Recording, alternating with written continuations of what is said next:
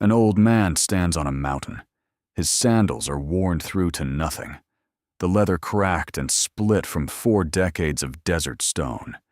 His hands are scarred, the knuckles swollen, the fingers bent from years of gripping a staff that has become more familiar to him than his own reflection. Behind him stretches a wilderness so vast it swallowed an entire generation.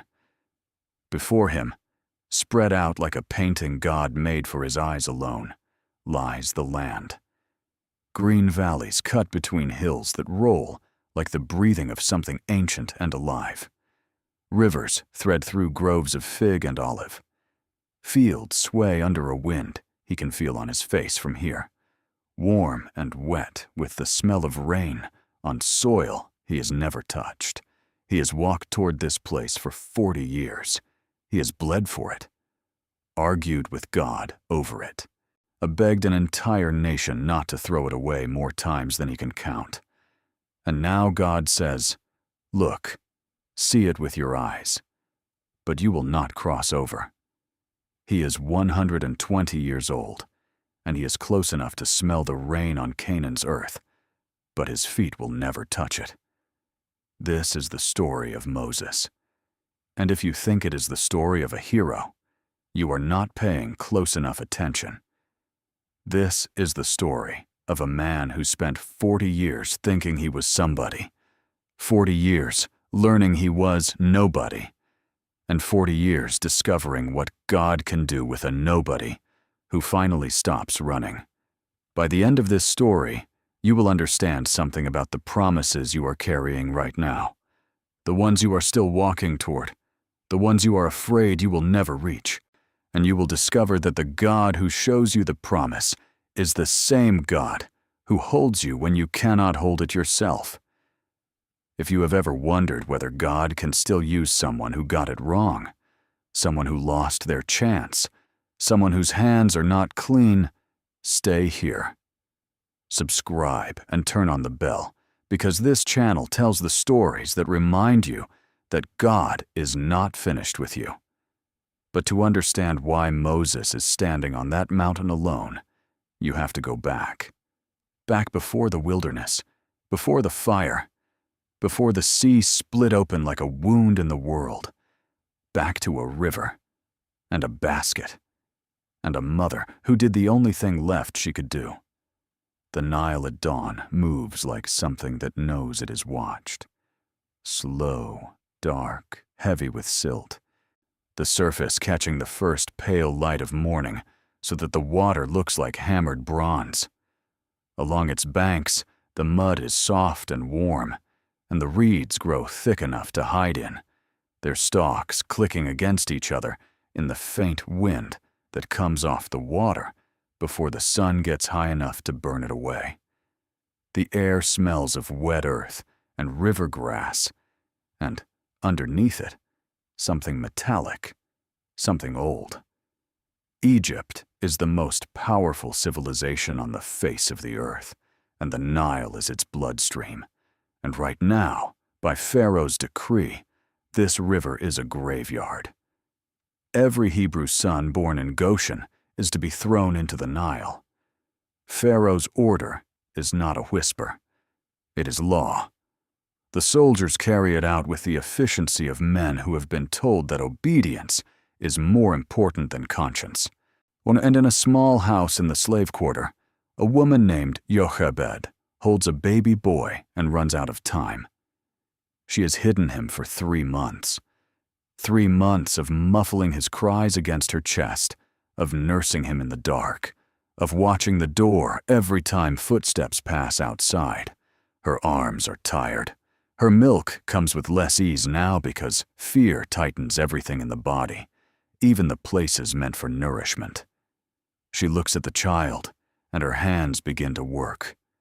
She weaves a basket from papyrus reeds, her fingers moving fast, binding the stalks so tight that not a drop of water will seep through. She coats the outside with tar and pitch, the smell so sharp it stings her eyes, and the baby fusses at the scent. And she whispers to him, the way mothers whisper when there is nothing left to say. but the sound of their voice is the only safe thing in the world. She places him in the basket. She carries him to the river. She sets him in the reeds at the water's edge, where the current will not pull him, but the river will hold him, and she walks away. She walks away from her own son, because staying means watching him die, and leaving means trusting a God she cannot see, with a child she cannot protect. He doesn't know it yet, this baby floating in a tar-sealed basket among the reeds, but the current is already carrying him toward a destiny so enormous it will reshape the history of nations. And the hands that pull him from the water will belong to the last person anyone would expect. Pharaoh's daughter comes to the river to bathe. The morning light is full now, golden and heavy, and her attendants walk behind her, carrying linen and oil. She hears the cry before she sees the basket. A baby's cry, thin and sharp, cutting through the sound of water and wind and the distant noise of the construction sites, where Hebrew slaves are dragging stone under the lash. She sends a servant girl to fetch the basket, and when the lid is pulled back, she sees him. A Hebrew baby. She knows what he is. She knows her father's decree. And something in her, something that Pharaoh's law cannot reach, something that power cannot legislate out of a woman's chest, moves. She decides to keep him. She names him Moses, drawn out because she drew him from the water. And in a twist so sharp it could only be authored by a god with a sense of holy irony, the baby's own mother is hired as his nursemaid. Jochebed will raise her son in Pharaoh's house, nursing him under the protection of the very family that ordered his death. Moses grows up between two worlds. He eats from Pharaoh's table. He is educated in the finest schools in the known world, trained in language, law, military strategy, architecture, diplomacy. He wears linen so fine, it feels like water against the skin. Gold on his wrists. Coal around his eyes. He walks the corridors of a palace built on the backs of his own people, and he knows it. He knows it because Jochebed told him before he was old enough to understand what it meant. You are Hebrew. You are not one of them. You belong to a God they do not know. And that knowledge sits inside him like a coal that never quite goes out, burning low and quiet beneath the Egyptian polish, beneath the education, beneath the clothes and the titles and the privilege. He looks out from the palace windows, and he can see them. The slaves, his people, bent under loads of brick and mortar, their skin cracked from the sun, their backs striped from the whip. The sound of construction carries across the hot air like a rhythm, stone on stone on stone, and threaded through it, if you listen closely, the sound of human suffering so constant it has become background noise to everyone except the ones enduring it. Something is building in Moses. It has been building for years. A pressure behind his ribs that has no name, a restlessness that luxury cannot quiet, and a grief that sharpens every time he hears the crack of a whip from the construction yards, while he sits in a room cooled by servants waving palm fronds. He does not yet know what to do with it. But one afternoon, the pressure finds its outlet, and it will cost him everything. He goes out among the labor sites. The sun is directly overhead, and the heat rises from the sand in visible waves. He sees an Egyptian overseer beating a Hebrew slave. The overseer's arm rises and falls with a mechanical rhythm, and the Hebrew is on the ground, curling into himself, his hands over his head, his mouth open, but no sound coming out, because the pain has gone past the place where sound lives. Moses looks left. He looks right. The text says it plainly, and the plainness of it is devastating. He looks to see if anyone is watching. This is not a man acting on divine instruction. This is not a prophet obeying a call. This is a man whose rage has finally boiled past the lid he has kept on it for decades, and he is checking to make sure he can get away with what he is about to do. He strikes the Egyptian. The blow lands, and there is a sound that Moses will hear for the rest of his life, a sound like something that was whole becoming something that is not. The overseer drops. The Hebrew scrambles away, and Moses stands there with blood on his hands, breathing hard, staring at what he has done. He drags the body to a shallow depression in the sand. He covers it. The sand is hot and pale and dry, and it swallows the evidence in minutes. His hands are shaking. He tells himself the sand will keep the secret. The sand doesn't keep the secret. And the next day, he goes out again and finds two Hebrews fighting each other. He steps between them. He tries to be the mediator, the prince, the man with authority. And one of them looks him in the face and says the words that dismantle him. "Who made you ruler and judge over us? Are you going to kill me as you killed the Egyptian?" The ground opens beneath Moses' feet, not literally, but everything solid in his life, every identity he has built, every role he has occupied, collapses in the space between that man's question and Moses' next breath. They know. Everyone knows. Pharaoh will hear. Pharaoh will come for him. And Moses, the prince of Egypt, the man who grew up with the power of the most advanced empire in history at his back, does the only thing left to do. He runs. He runs east, into the desert, into Midian, into a landscape so barren and featureless that it feels like the earth itself is trying to erase him. The sand stretches in every direction. The sun is relentless. The silence is enormous.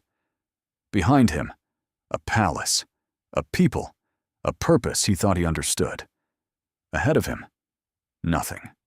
Nothing but heat and rock, and the slow, crushing realization that the man who had everything has just lost it all in a single afternoon. He is a prince turned fugitive, a would-be liberator turned murderer, a man with blood under his fingernails and sand in his teeth, walking into a wilderness that will swallow the next 40 years of his life without anyone noticing or caring. And the desert he is running into is not his punishment, it is his preparation. But he will not understand that for a very long time. Midian is the kind of place that strips a man down to what he actually is.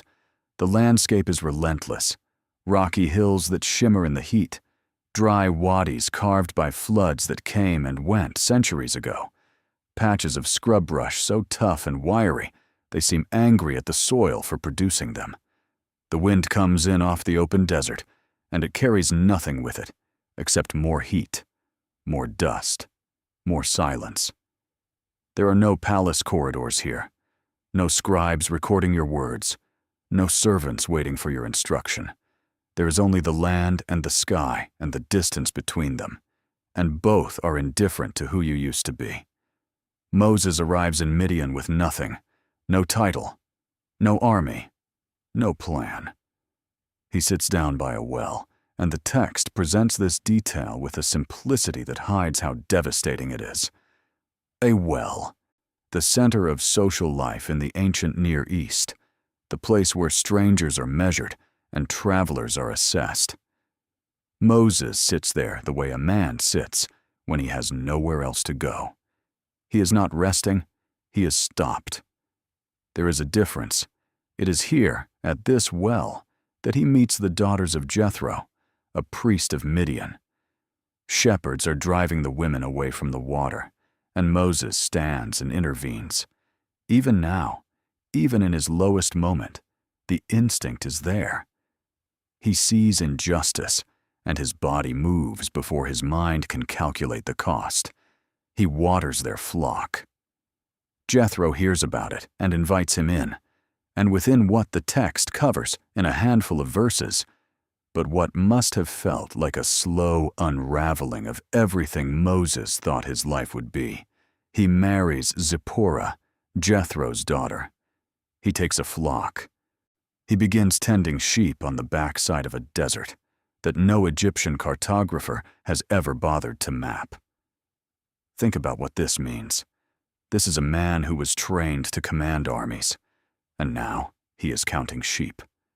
A man who read papyrus, scrolls in the finest libraries in the world, and now his library is the open sky and the bleating of animals who do not care that he once dined with Pharaoh. A man who wore gold, and now the most valuable thing he owns is a wooden staff. The downgrade is total, and it does not happen in a dramatic moment. It happens slowly, the way erosion works, the way a river carves a canyon, not with one flood, but with 10,000 ordinary days of water moving over stone. Moses does not collapse in one event. He fades. Day after day after day of the same routine, the same hills, the same paths worn into the rock by the hooves of sheep that all look the same after the first year. He names his firstborn son Gershom, and the name itself is a wound spoken aloud. I have become a foreigner in a foreign land. He is not naming his son, he is naming himself. Exile, stranger, man without a country. The years pass. 5 years, 10, 20. The lines deepen around his eyes. His hands, once smooth from palace oils, crack and callous from the staff and the rope and the sun. His Egyptian accent softens, then disappears entirely, replaced by the rough cadences of Midianite speech. The memories of Egypt grow distant, not gone, but thin, like a tapestry left in the sun too long, the colors bleeding out until you can barely make out the original pattern. He stops thinking about the palace. He stops thinking about the Hebrews. He stops thinking about the body in the sand.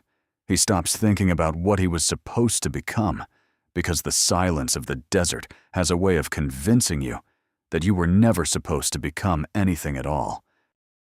You know what 40 years of silence does to a person.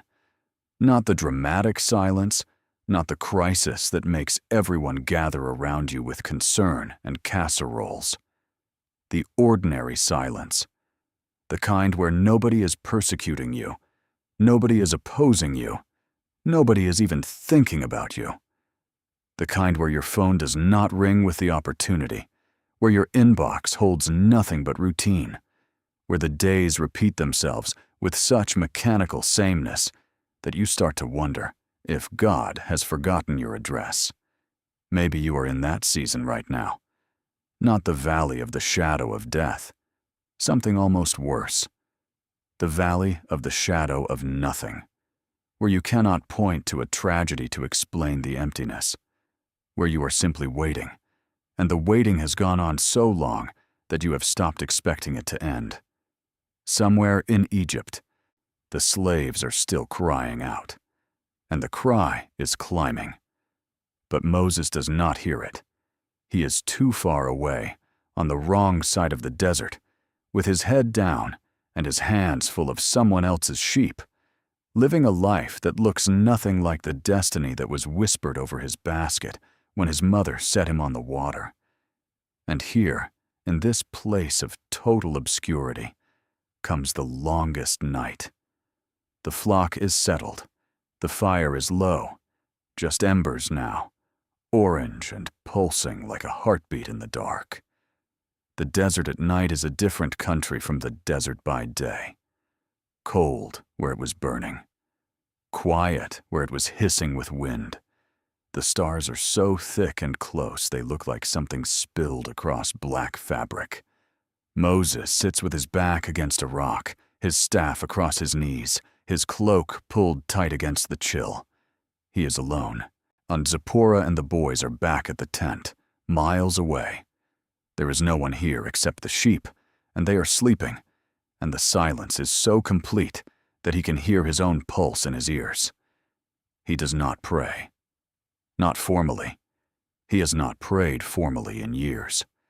What comes out of him is closer to a confession spoken to no one, words that rise from a place so deep inside him that he did not know it was still producing language.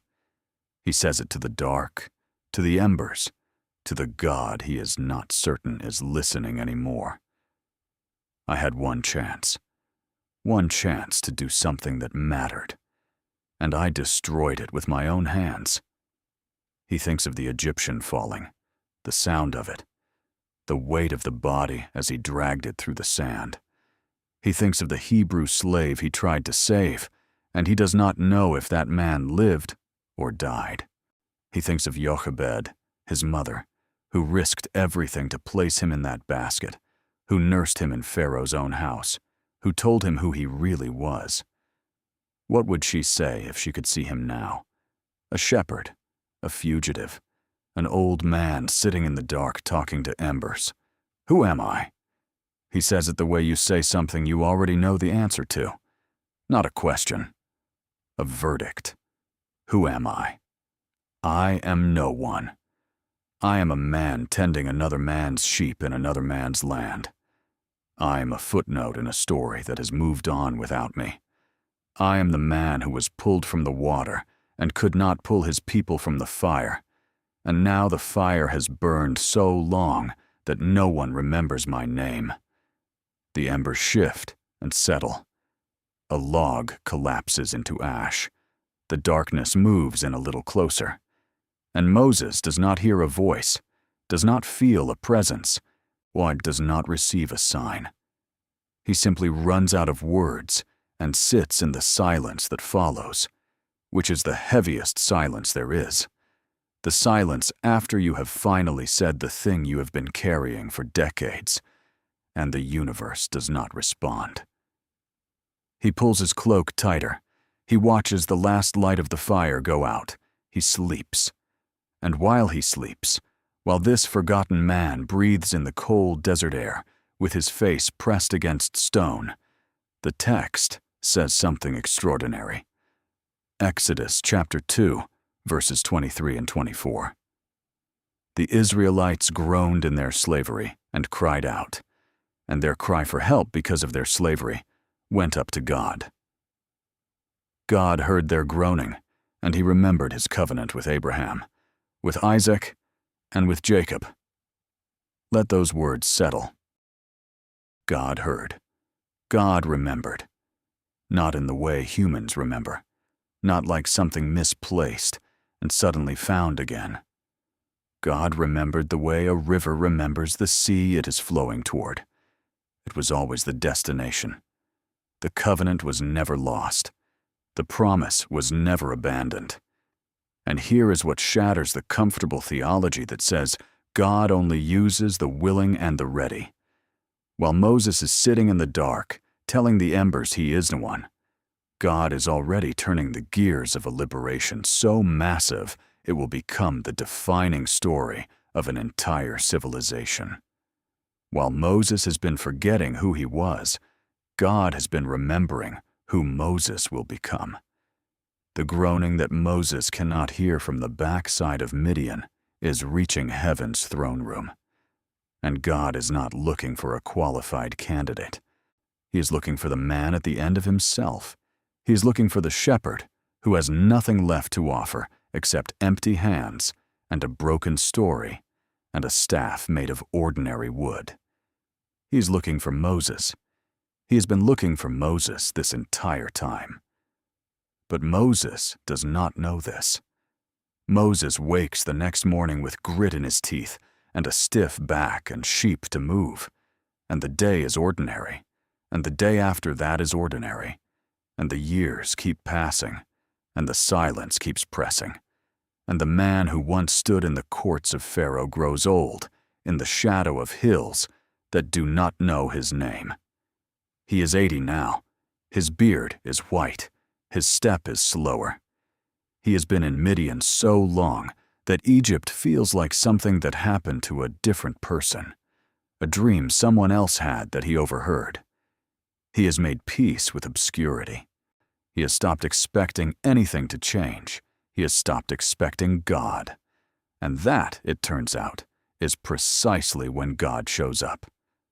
Not with a trumpet, not with a throne, not with an army of angels descending on the desert in formation. God shows up in a bush, a common desert bush on the side of a mountain that Moses has probably walked past 1,000 times without noticing. But today the bush is burning, and the fire is wrong. Not wrong in the way that danger is wrong. Wrong in the way that something impossible is wrong. The flames are steady and bright, orange and gold and white at the center, and they wrap around the branches the way water wraps around a stone in a river, flowing and constant. But the branches are not consumed. The leaves do not blacken. The bark does not crack and split. The bush burns and burns and burns and does not disappear. Moses stops. His sheep drift on without him, cropping at the sparse grass, unaware that the world is about to crack open. He stares at the flame. He takes a step closer. Another. The heat touches his face, but it is not the heat of destruction. It is the heat of presence. And a voice comes from the center of the fire, and the voice says his name. Not once. Twice. Moses. Moses. And everything that has been silent for 40 years is about to become deafeningly, terrifyingly, beautifully loud. Take off your sandals, for the place where you are standing is holy ground. Moses drops to his knees. The sand and stone press into his skin through the worn fabric of his robe. He pulls at his sandals with fumbling hands, the leather straps catching on his calloused fingers, and he feels the ground beneath his bare feet, and it is warm, not from the sun, but from something deeper, something rising from below, as though the earth itself is being heated from the inside by a presence it can barely contain. He hides his face. He presses his forehead to the dirt. The fire is still burning, and he can feel it on the back of his neck. Steady and patient and utterly impossible. I am the God of your father, the God of Abraham, the God of Isaac, and the God of Jacob. The names fall like stones into water, each one sending ripples outward through Moses' memory. Abraham, who left everything on a promise. Isaac, who lay on the altar and survived. Jacob, who wrestled in the dark and walked away limping. These are not distant historical figures to Moses. These are the names Jochebed whispered to him while he nursed at her breast in Pharaoh's palace, the names she pressed into his identity like a seal into wax before the wax hardened. You belong to their God. Their God has not forgotten you. And now that God is speaking from a fire that should not exist on a mountain that Moses only came to because a sheep wandered off course, and the first thing God says is not a command. It is a lineage. It is God saying, you think you are disconnected from the story. You are not. The line runs straight from Abraham to this hillside, and you are standing in it. Then God says something that changes the temperature of the entire conversation. I have indeed seen the misery of my people in Egypt.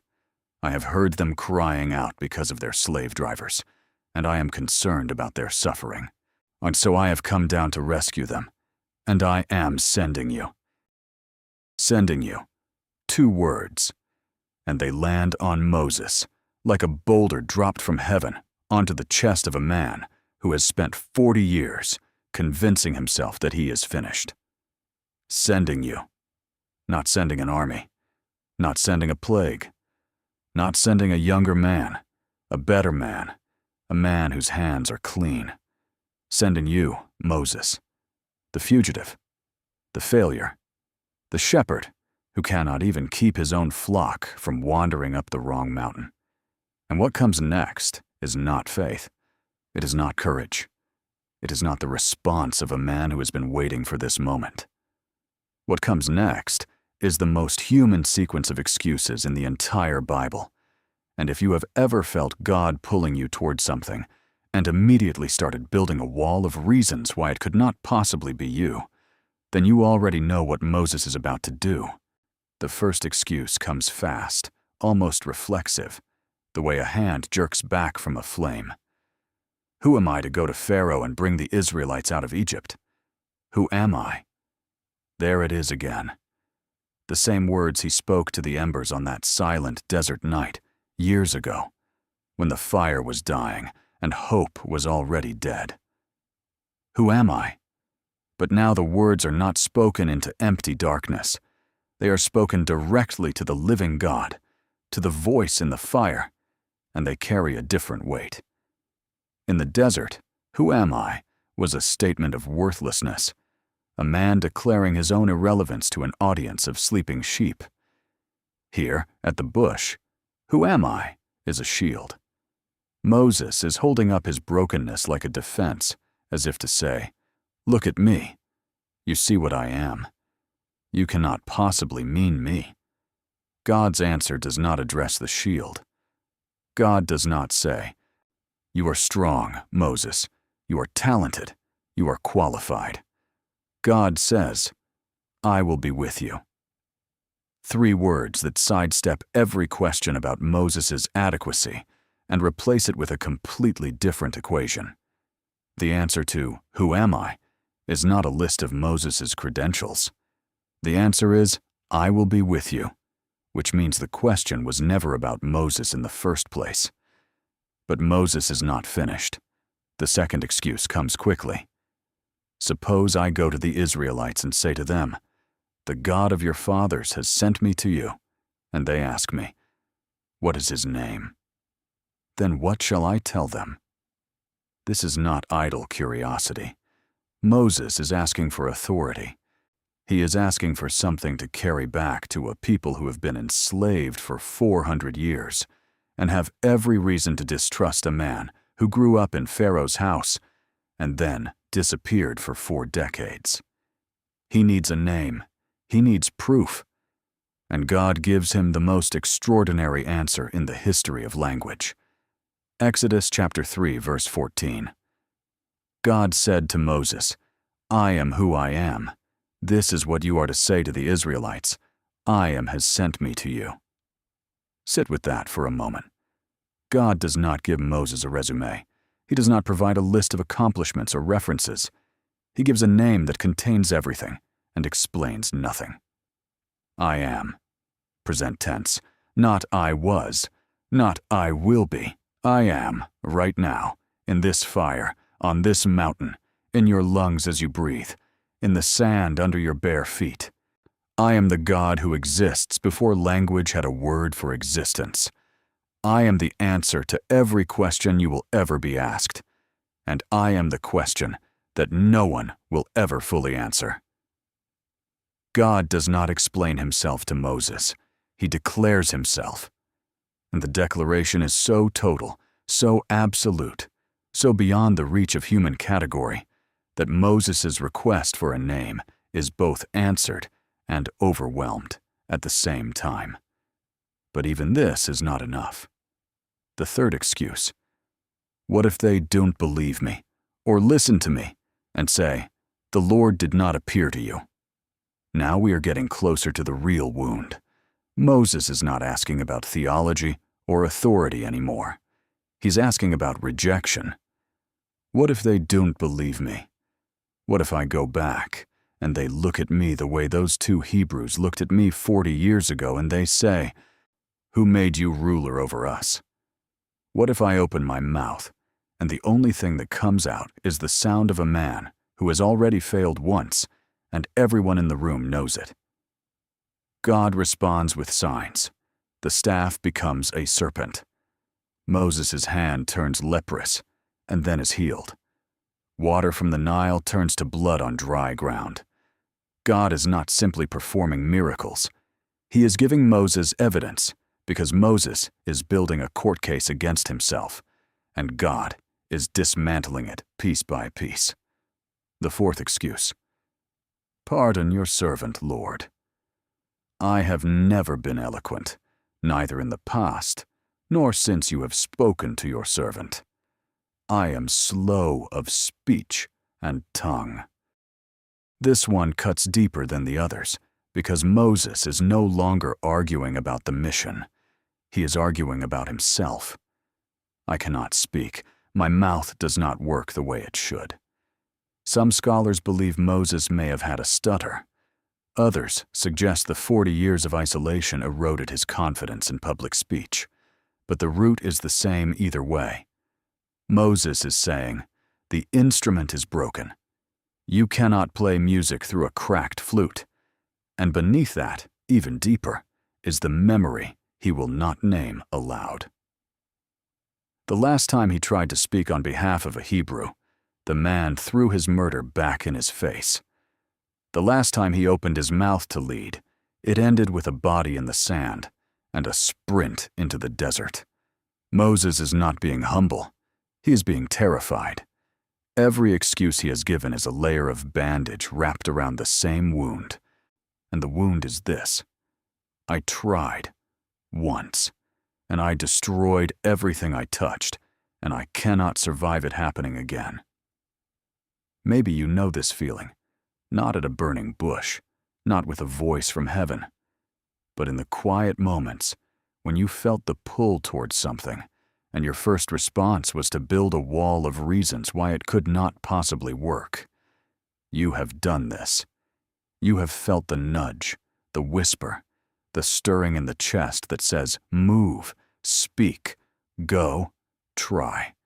And before the stirring could even finish its sentence, you had already listed every disqualification, every past failure, every rejection, every time someone told you that you were not enough, and you believed them so deeply that their voice became your own. Picture every excuse you have ever made, lined up in front of you, like a wall built from your own biography. And then, picture a fire on the other side of that wall, a fire that burns and doesn't consume, a presence that is not discouraged by your list, that does not go looking for a backup candidate, that simply stands there in the flame and says, "I will be with you." God answers the fourth excuse. Who gave human beings their mouths? Who makes them deaf or mute? Who gives them sight or makes them blind? Is it not I, the Lord? Now go. I will help you speak and will teach you what to say. And then comes the fifth excuse, and it is the one that breaks everything open. "Pardon your servant, Lord. Please send someone else." There it is. Stripped of theology, stripped of logistics, stripped of every reasonable objection about qualifications and eloquence and authority. The raw, unvarnished truth. Please send someone else. Not "I can't." Not "I'm not worthy." Just, "I don't want to. I am too afraid. I have been broken for too long. I have made peace with my smallness, and you are asking me to be large again, and I cannot do it. Please. Anyone else. Someone whose hands don't shake. Someone who doesn't wake up at night remembering the sound of a skull hitting sand. Someone who still believes they have something to offer. Not me. Please, not me." And the text says that the anger of the Lord burned against Moses. Not irritation, not mild disappointment. Anger. And this is important because it reveals what is actually happening in this conversation. Moses is not simply expressing doubt. Moses is telling God that God's promise is not enough. God has said, "I will be with you." God has said, "I will help you speak." God has said, "I am." And Moses has looked at all of that and said, "That is not enough to overcome what I know about myself." And that is the one response God will not tolerate.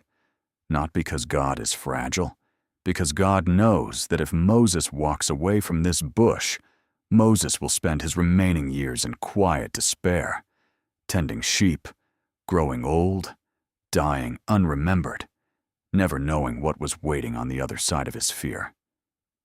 God's anger is not the anger of a tyrant. It is the anger of a father watching his son refuse to stand up, knowing that the son can walk, knowing that the ground is solid, knowing that the only thing keeping him down is a story he keeps telling himself about how broken he is. God does not withdraw the call. He adapts it. He gives Moses Aaron as a mouthpiece. And Moses, at last, takes the staff in his hand and turns his face toward Egypt. The return is not triumphant. Moses walks back into a country that wants him dead, carrying a shepherd's staff and a message from a God that the most powerful empire in the world does not recognize. He stands before a Pharaoh whose throne is built on the labor of the very people Moses has come to free, and he says the words that will echo through every century that follows. "Let my people go." Pharaoh laughs. Pharaoh increases the workload. The slaves who were supposed to welcome Moses as a deliverer curse his name instead, because his arrival has made everything worse. And Moses, who argued with God at the bush about this exact scenario, feels the full weight of being exactly where God told him to be and having everything go exactly wrong. But God is not finished. The plagues descend on Egypt like chapters of a story written in water, turn to blood, and frogs crawling from the river, and darkness so thick it can be felt on the skin. Each plague is a dismantling, not merely of Pharaoh's resistance, but of Egypt's gods, one by one. The Nile god, the sun god, the livestock god, each one revealed as powerless before the voice that said, "I am," from a burning bush on a forgotten hillside. And then comes the final night, the Passover, blood on the doorposts, a lamb slaughtered for every household, the angel of death passing through the streets of Egypt, and in the Hebrew quarter, silence, safety, trembling hands holding bread that did not have time to rise. Moses stands in the doorway, and the night air smells of blood and smoke and fear and something else, and something that has no name, something that feels like the hinge of history turning. The sea opens, the water stands in walls on either side, and the Israelites walk through on dry ground, and the sound of it is like nothing any human being has ever heard, the roar of water being held against its nature, suspended by a command spoken before the foundations of the world. Moses walks through the center of the impossible, with his staff raised and his feet on dry sand where fish swam an hour ago, and for one crystalline moment everything makes sense. The basket, the palace, the murder, the desert, the silence, the bush. It was all leading here. But the wilderness will test Moses in a way that Egypt never could, because Pharaoh was the enemy he could see. The wilderness will reveal the enemy he cannot, and the God who parts oceans will not part this one rule, that the distance between the promise and its fulfillment is always measured in trust, and trust is always measured in days that feel like they will never end. He has one more conversation with God, and it will be the most intimate of his life. The wilderness is not a place, it is a revelation. It strips away every illusion a person has about themselves and the people around them, and it does it slowly, the way sun bleaches bone, until there is nothing left but the truth of what you are, when comfort is removed, and the only thing between you and despair is a promise you cannot see and a God you cannot touch. Moses leads them into it. 2 million people, give or take, are stumbling out of Egypt with unleavened bread in their bags and the smell of the Red Sea still clinging to their clothes.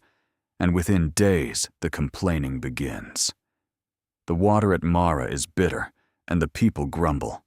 The food runs out, and they say, with a nostalgia so distorted, it would be funny if it were not heartbreaking.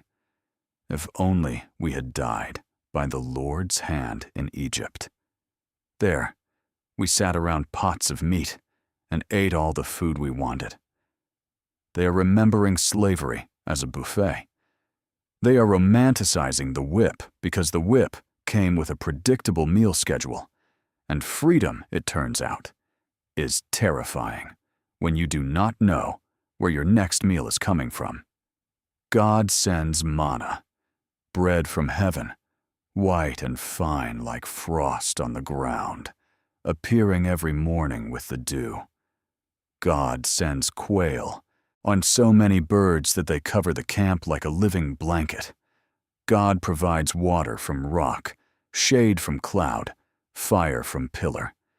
And still they complain. Still they doubt. Still they look at Moses with that particular expression that every leader recognizes, the one that says, "You brought us here, and here is worse than where we were." Moses carries it. He carries all of it.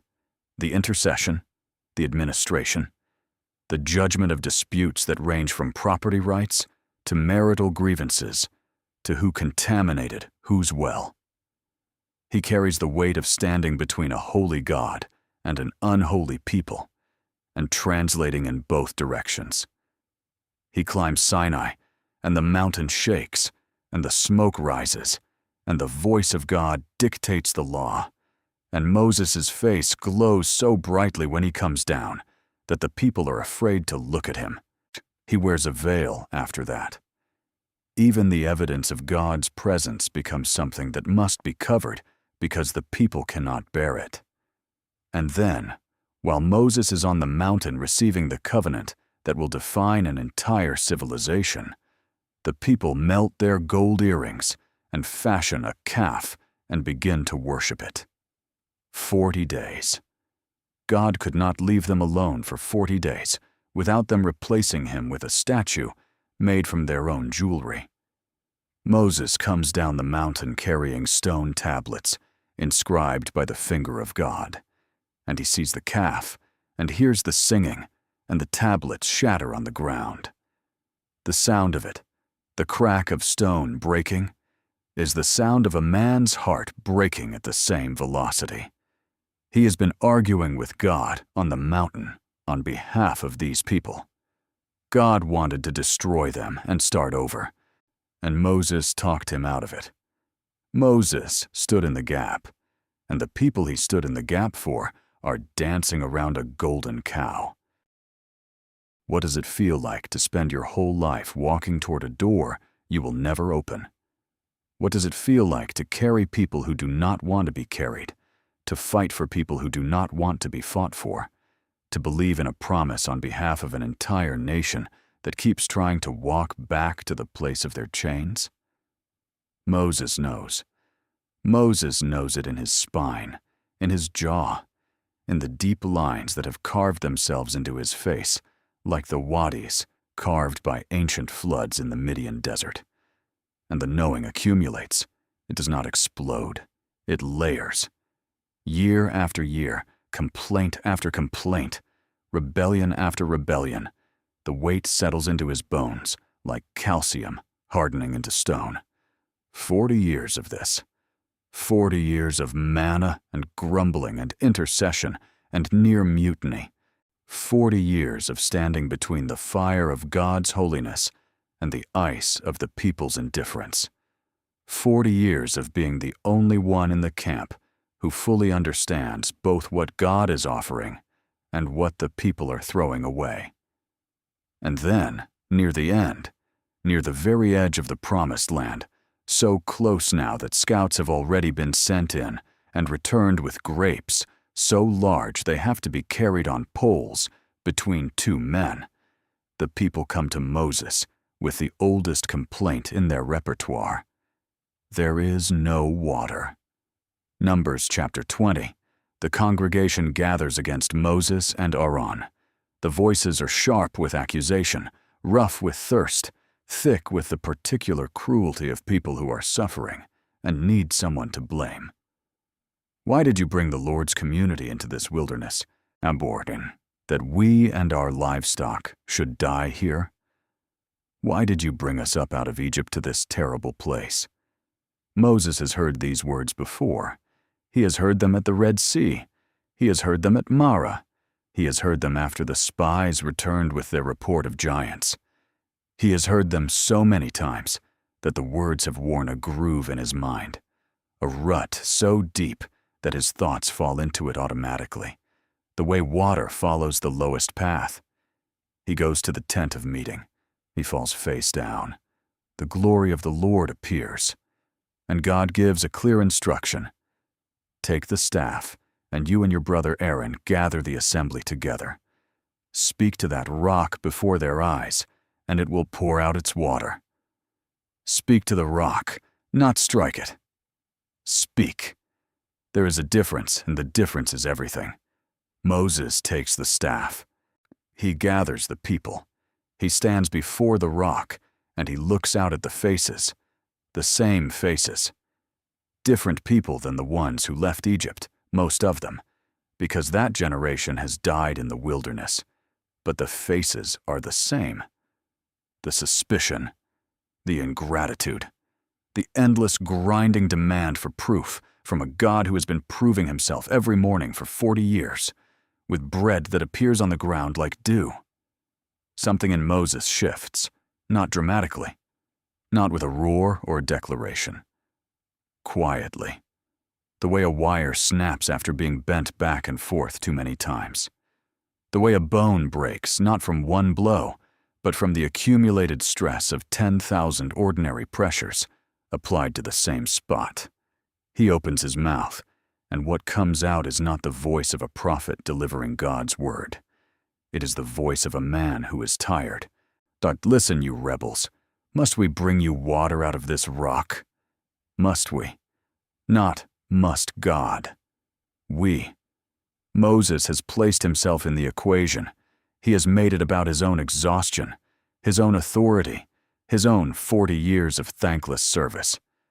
And then he raises the staff and he strikes the rock. Once, twice. The water bursts forth, abundant and clear, pouring over the stone and pooling in the dust, and the people rush forward with their jars and their cupped hands, and they drink. And the crisis is over. The thirst is quenched. The people are satisfied. And in the silence after, while the sound of drinking and relief fills the camp, Moses knows. He knows the way you know when you have said the thing that cannot be unsaid, done the thing that cannot be undone. He went to the rock as Moses instead of going as God's servant. He let 4 decades of frustration pour through his arm. He struck when God said, "Speak." And in that one swing, something shifted. God's words come to him quietly, not in thunder, not in spectacle. Quietly, the way the most devastating sentences are always delivered. "Because you did not trust in me enough to honor me as holy in the sight of the Israelites, you will not bring this community into the land I give them." Moses will not enter the promised land. Read that again.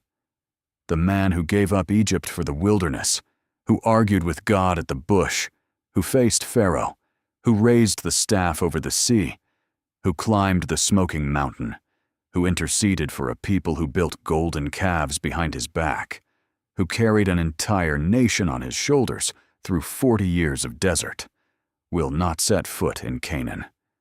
Not because he worshipped another god, not because he abandoned the mission, because in one moment of human exhaustion, he failed to represent God's holiness to the people. One moment. 40 years of faithfulness, and one moment of fracture, and the door closes. If you have ever made one mistake in a lifetime of trying to do the right thing, and felt the weight of that single failure eclipse everything that came before it, you are standing where Moses is standing. So if you have ever snapped under pressure that nobody else could see because the pressure was internal, accumulated, invisible, the kind that comes not from a crisis, but from 1,000 ordinary days of carrying what no one thanks you for, you understand why Moses struck the rock. He was not angry at the rock. He was not even angry at the people. He was angry at the relentlessness of it all, the never-ending demand to be more than human in a situation that was crushing the human out of him. And God's response is not punishment in the way we typically understand punishment. It is consequence. It is the devastating arithmetic of a moment where even the most faithful servant forgets, just for a second, that the power was never his. The years that follow are a slow walk toward the mountain Moses will not cross. He knows it is coming. Every step eastward, every mile closer to the Jordan, is a mile closer to the place where he will stop, and everyone else will go on. He speaks his final words to the nation in the plains of Moab, and they fill the book of Deuteronomy. And they are the words of a man who loves a people he will not accompany to their destination. He reviews the law. He recounts the journey. He blesses each tribe by name, placing his hands on their future the way a father places his hands on a child's head before sending them out the door. And then God says, "Go up to Mount Nebo." The climb is slow. Moses' legs are strong for a man of 120. The text says his eyes are not weak and his strength is not gone, which means God has kept him physically whole for this final task. The path switches back and forth along the mountain's face, loose gravel shifting under his sandals, the wind picking up as he climbs higher. Below him, the camp is spread out across the plain, the tents dotting the landscape like scattered seeds. Smoke rises from cooking fires. He can hear, faintly, the sound of children. The next generation, the ones who will cross. Joshua is down there. Moses has laid his hands on Joshua's head, and the transfer is complete. The mantle has passed. The people will have a leader when the sun rises tomorrow, and that leader will not be Moses. He reaches the summit.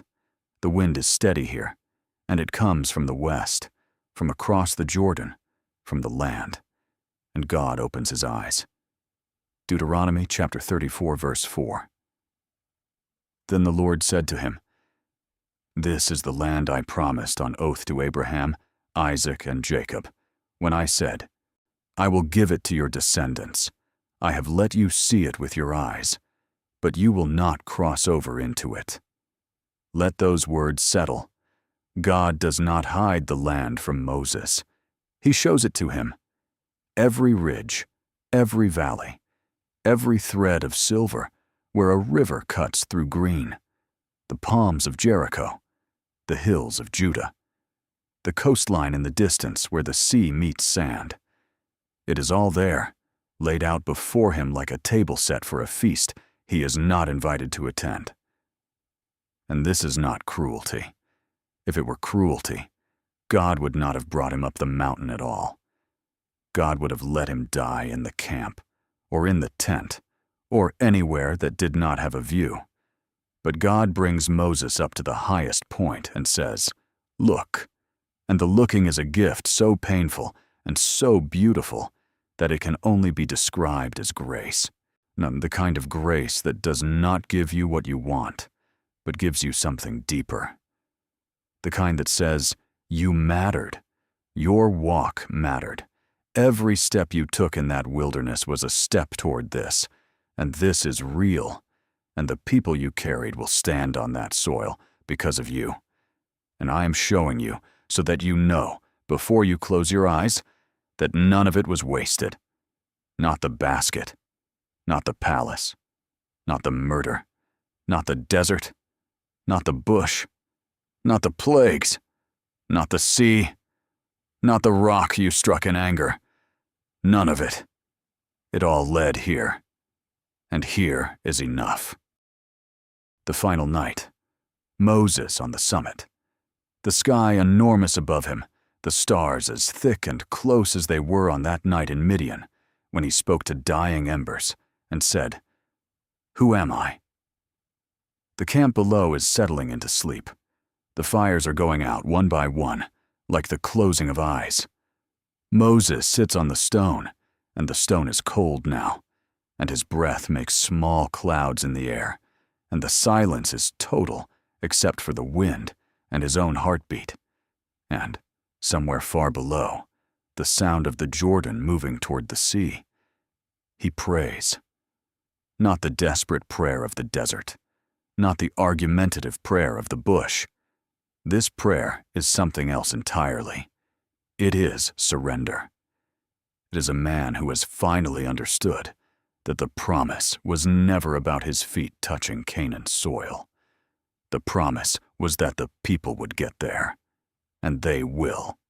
Because of 40 years of manna he distributed, because of 40 years of intercession he made, because of 40 years of walking he did, step by step, through sand and complaint and miracle and doubt. The promise was not for him. The promise was through him. Who am I?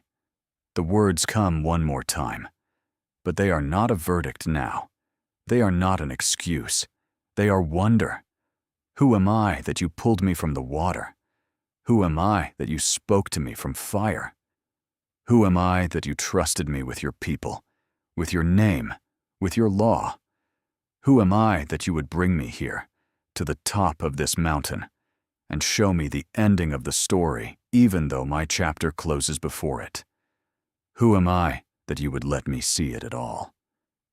And somewhere in the wind, or in the silence between the wind, or in the warmth that settles over him despite the cold mountain air, the answer comes. Not in words, in presence.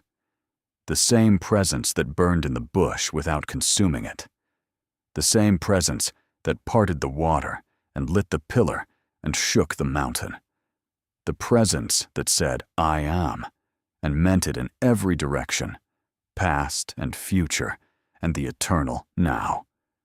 The presence says what it has always said, what it said at the bush, what it said in the wilderness, what it says to every broken and exhausted servant who has walked as far as their legs will carry them. I am with you. I have always been with you. And where you cannot go, I will carry what you built.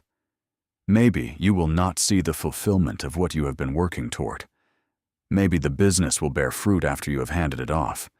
Maybe the child will find their way back to faith long after you have prayed your last prayer.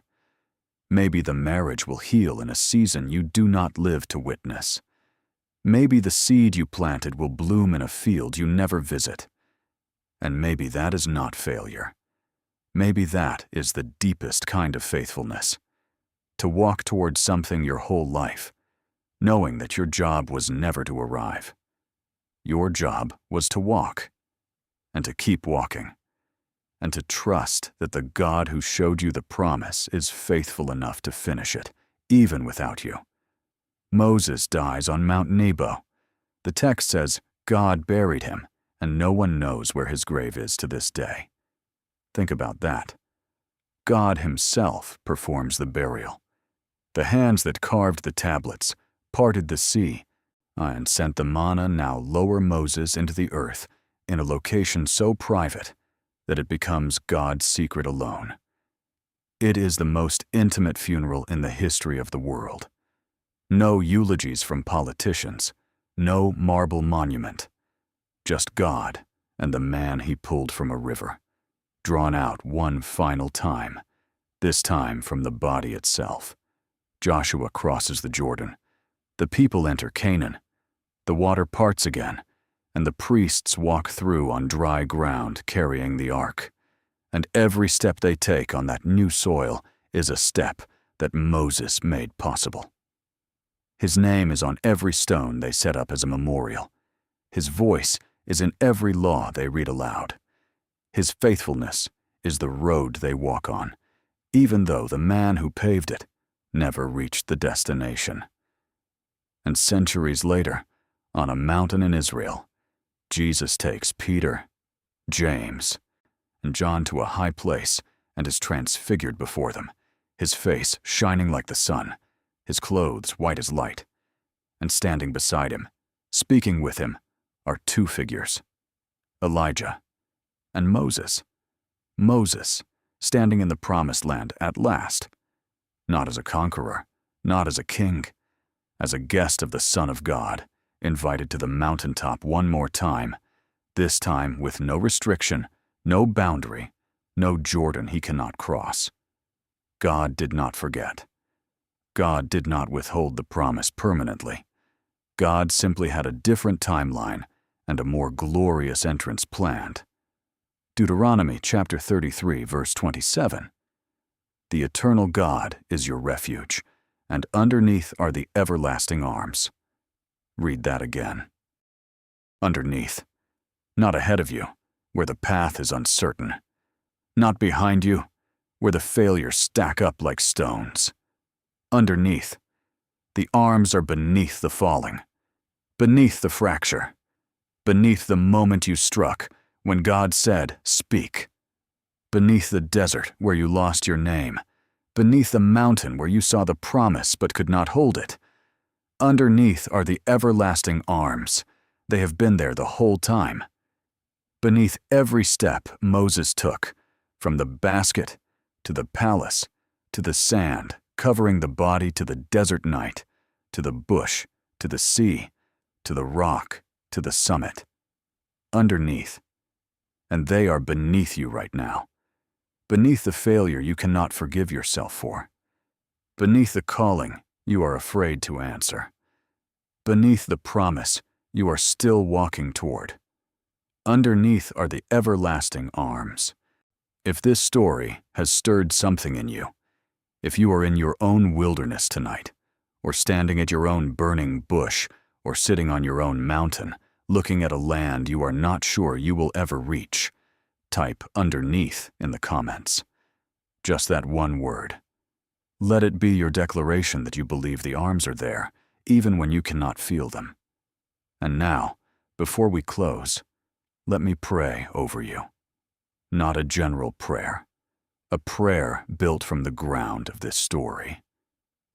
Father, I pray right now for the one who is floating in a basket they did not build, trusting a current they cannot control, surrounded by water that was meant to destroy them, but is somehow carrying them instead.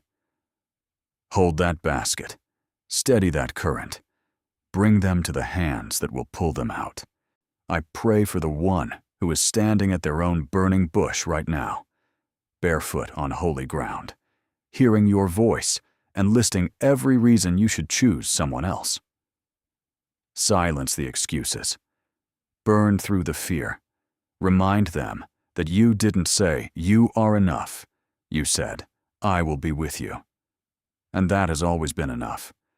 I pray for the one who struck the rock, the one who let exhaustion and frustration pour through their hands and did the thing they cannot undo, the one who believes that one moment of failure has disqualified them from everything that was promised. Speak to them tonight. Tell them what you told Moses on the mountain. Let them see it. Let them see that the promise is still real, that the seed they planted is still growing, that what they built in faithfulness is not erased by what they broke in weakness. And Father, I pray for the one who is on the mountain right now, looking out at something they may never touch, the one who has walked so far and carried so much and is standing at the edge of their own Jordan, wondering if any of it mattered. Show them Canaan.